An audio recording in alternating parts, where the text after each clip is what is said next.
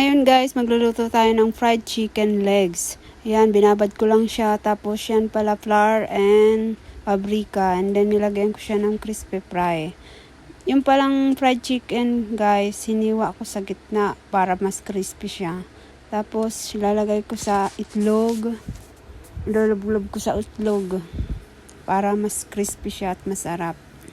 Pandagdag lasa na rin ang itlog. Tapos i-coat lang natin ng maigi para mas crispy siya mamaya pag prito. Ayan. Inaisa-isa ko na muna siyang hinalo sa flour.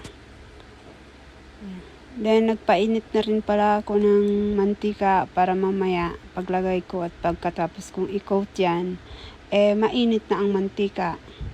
Ganyan lang guys ang ginagawa ko. Ayan, tapos na akong mag-coat. Para mamaya, ready to fight. Pagpasensyahan nyo na guys. Ang aking boses, medyo malata.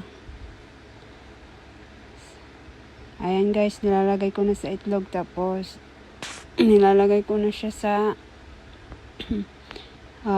pan. Para fried na siya. Ipa-fried ko na siya. And then, after that, ayan, inisisa ko na. Ayan, fried na siya. Nilagay ko na siya. Ganyan ang itsura niya guys. Parang pa-butterfly. Ayan, piniprito ko na siya. Fried. And fried. Wala na akong masabi guys. Ano ba yan? Luto na siya. Ayan si Tikim Boy. Titikman niya na ang niluto ko. Husgahan niya na daw. At anong sabi niya?